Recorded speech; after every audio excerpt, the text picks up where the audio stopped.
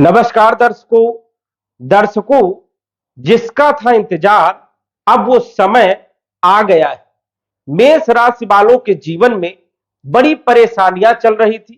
काम बन नहीं पा रहे थे, संघर्ष बहुत कर रहे थे, मेहनत बहुत कर रहे थे, लेकिन सफलताएं पूर्ण रूप से नहीं मिल पा रही थी।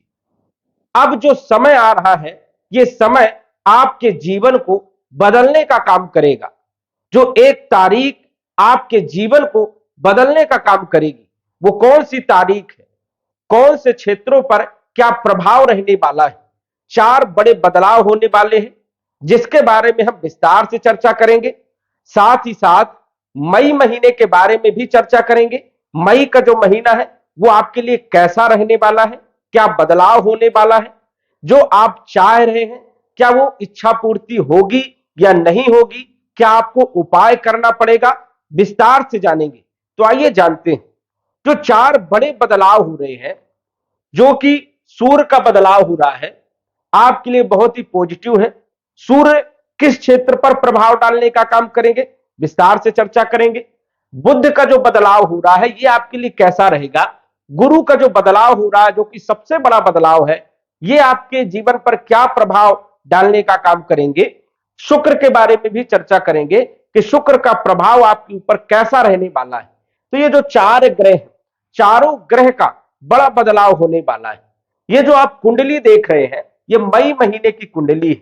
मई के महीने में आपकी राशि के अनुसार से ग्रहों की स्थिति सौर मंडल में कैसी रहने वाली है, इस पर जो है हम विस्तार से चर्चा करने वाले हैं। जैसे कि आप देख रहे हैं कि मेष राशि में मई के महीने में तीन ग्रहों का जो है गोचर होने वाला है। चंद्र को तो हमने यहां पर बैठाया है, सिर्फ जो है यहां पर दिखाया है कि चंद्रमा जो है आपके एक नंबर पर कहीं पर भी बैठे हैं, तो ये फलादेश जो है आपके लिए है। शुक्र जो है आपकी राशि मेष राशि में गोचर करने वाले हैं। बुध जो है आपकी राशि में मेष राशि में गोचर करने वाले हैं। और सूर्य मेष राशि में, उच्च राशि में, आपकी राशि में जो है पहले से ही गोचर कर रहे हैं। और जो कि 14 मई तक शुक्र जो है आपकी राशि में एक्साइटेड रहने वाले हैं।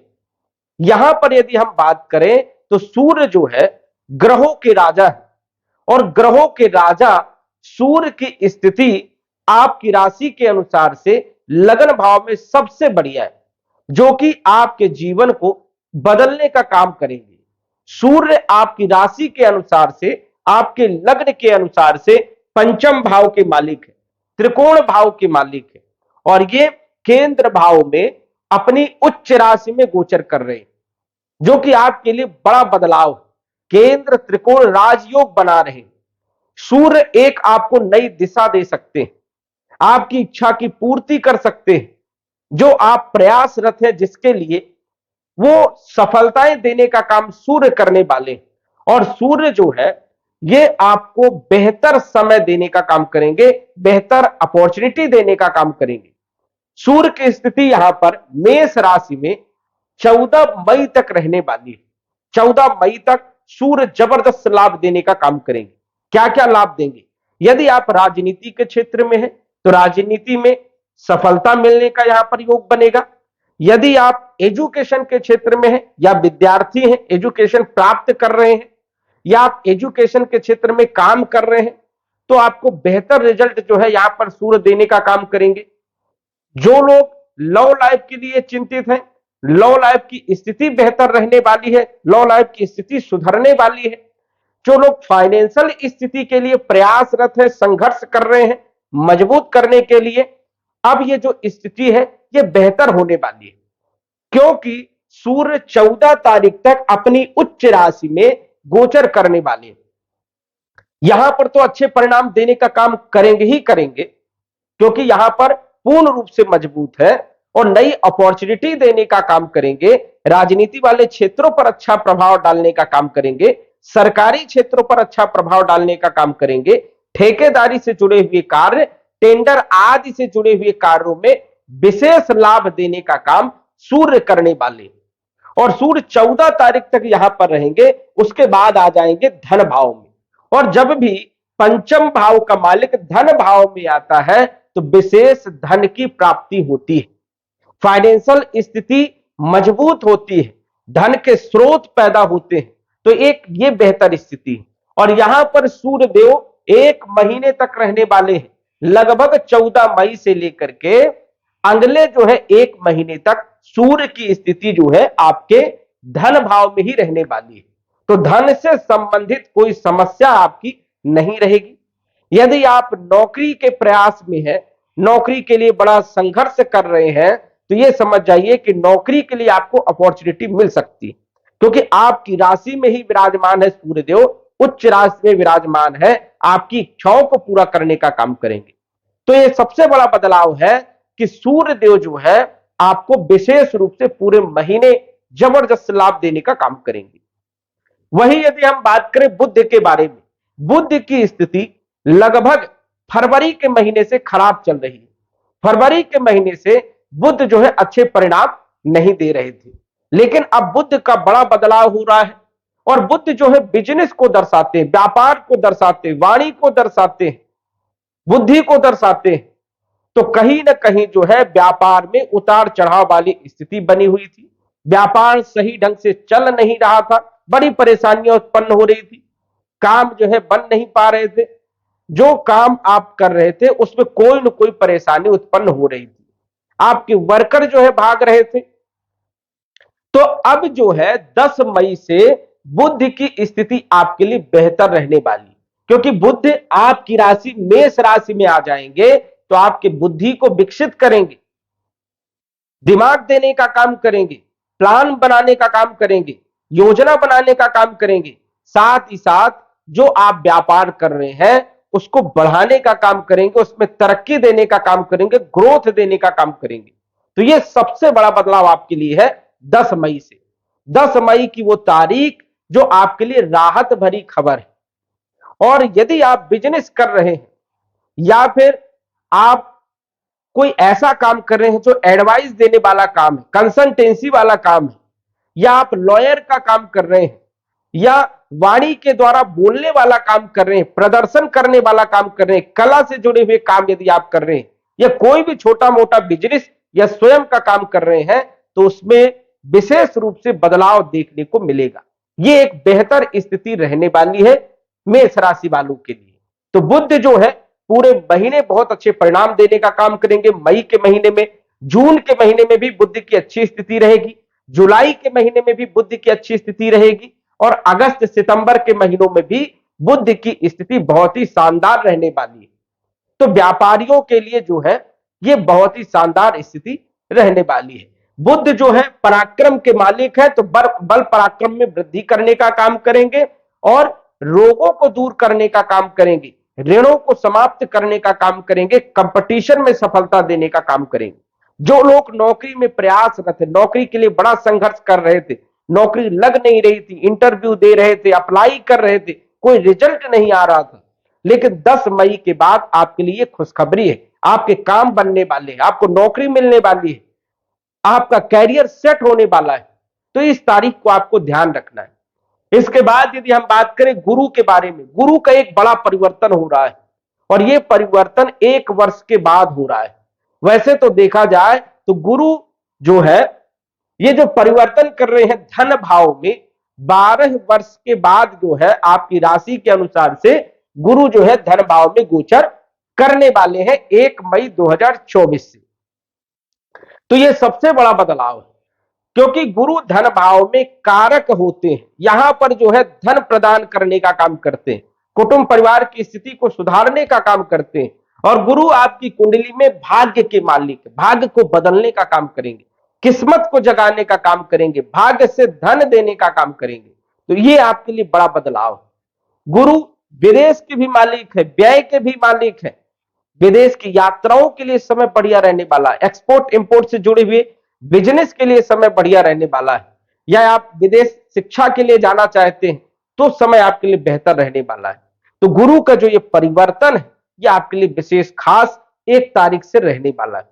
गुरु जब भी धन भाव में गोचर करते हैं तो ऐसा होता ही नहीं कि धन की प्राप्ति ना हो, धन देने का काम करते ही करते हैं, क्योंकि धन के कारक माने जाते हैं गुरु। तो धन से संबंधित परेशानियां भी गुरु आपकी दूर करने का काम करने वाले। पारिवारिक स्थिति को सुधारने का काम गुरु जो है करने वाले 1 महीने से आने वाले 1 वर्ष तक।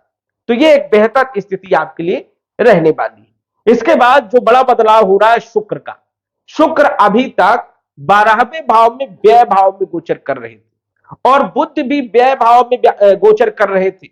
इसी कारण से परेशानियां चल रही थी, क्योंकि बुध व्यय करा रहे थे, नुकसान करा रहे थे, खर्चे करा रहे थे, काम बन नहीं रहे थे, असफलताएं मिल रही थी। शुक्र भी 12वें भाव में गोचर कर रहे थे। हालांकि शुक्र उच्च राशि में गोचर कर रहे थे, लेकिन राहु के साथ कोई भी ग्रह पूर्ण रूप से अच्छे फल नहीं दे पाता है। अब जो है 19 मई से शुक्र की स्थिति आपके लिए बेहतर होने वाली है, क्योंकि आपकी राशि में शुक्र का भी गोचर होगा और शुक्र आपकी कुंडली में 7वें भाव के मालिक है और धन भाव के मालिक है।